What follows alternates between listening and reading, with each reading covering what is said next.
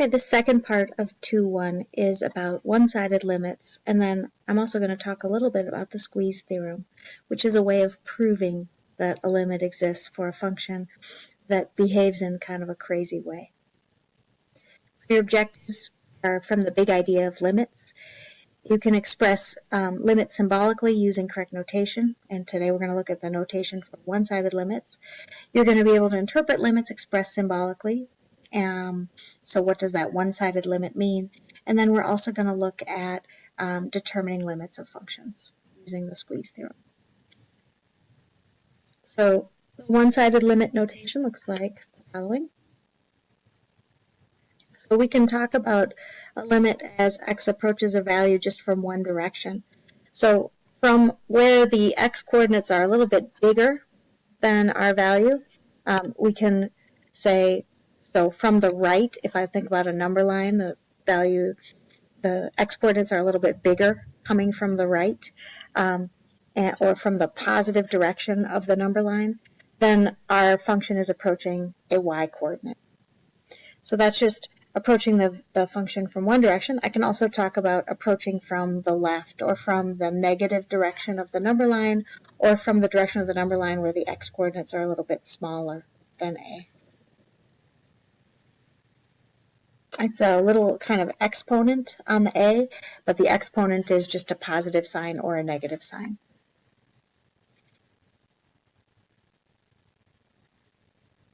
In addition, we can really only say that a limit exists if both one-sided limits match. So if both one-sided limits have the same value, then the function has that same limit.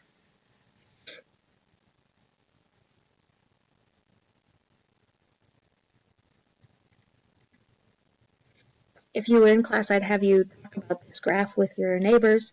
Since you're not in class, you could pause and think about this graph without your neighbors. So I'll give you a second to do that. You can pause the video here. All right. So this limit statement is saying as my x coordinates approach 0 from the positive direction, so from where they're a little bit bigger than 0, my y coordinate is going to be also approaching 0. This notation is saying as my x coordinates approach 0 from where the values are a little bit smaller than 0, and my y coordinate is also approaching 0. These two values match, they're both zeros, so that means that my limit exists and it's also 0 as just x approaches 0. I just want to point out that the value of the function at 0 is 2, but we don't care about the value of the function when we're talking about limits. We care about what's happening as we get close to 0 without actually hitting it. So this one is a little bit different. As we approach -2 from the positive direction, the y coordinate of our function is approaching 4. And as we approach -2 from the negative direction, our y coordinate is approaching 3. These two, oh, that's a nice 3. These two values don't actually match. So that means that the limit does not exist.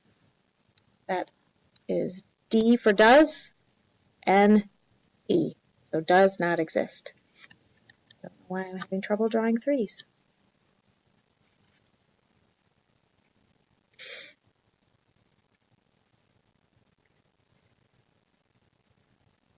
Now you could also be able to extend this idea so that you can create a function that satisfies those conditions. If you'd like to pause and give yourself a chance to think about it, this would be a good time.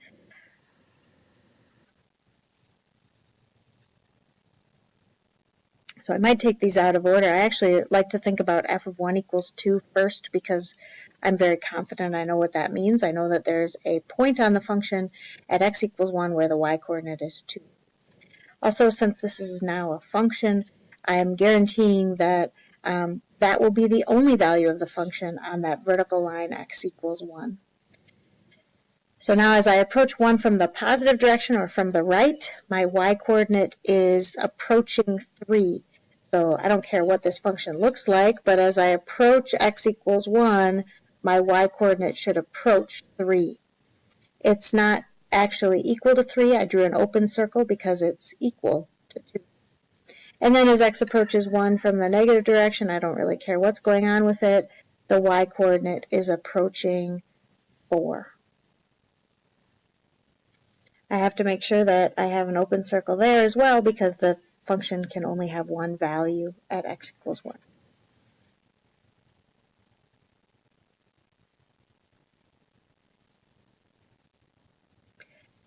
We talk about one-sided limits with piecewise functions. So if you have a function that's defined piecewise, you can easily, or you can use that definition to complete one-sided limits.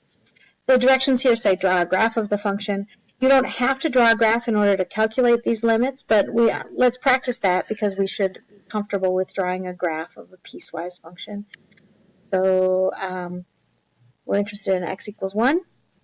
And when x is smaller than 1, we have the straight line with a y-intercept of -9.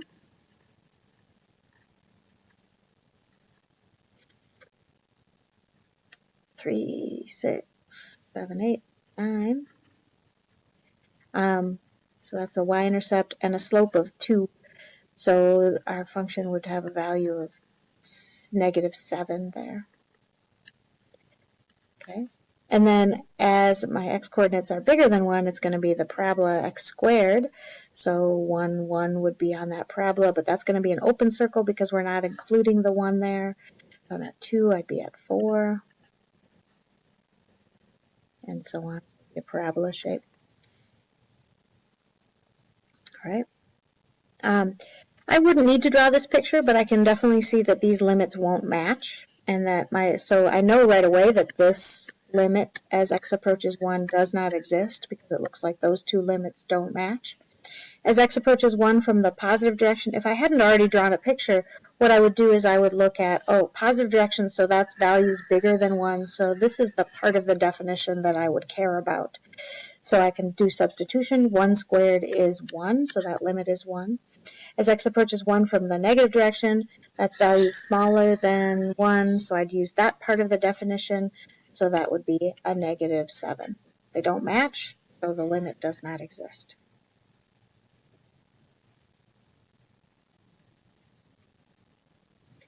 All right.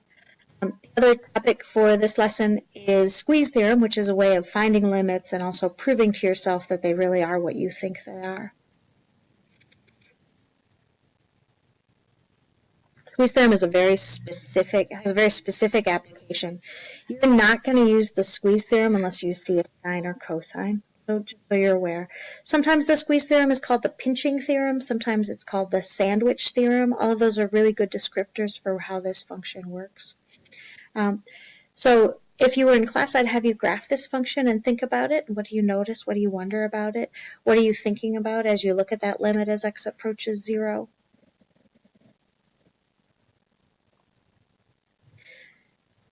And maybe if you play with your axes a little bit as you graph it, you notice that it really oscillates back and forth and just does a kind of a wiggly motion.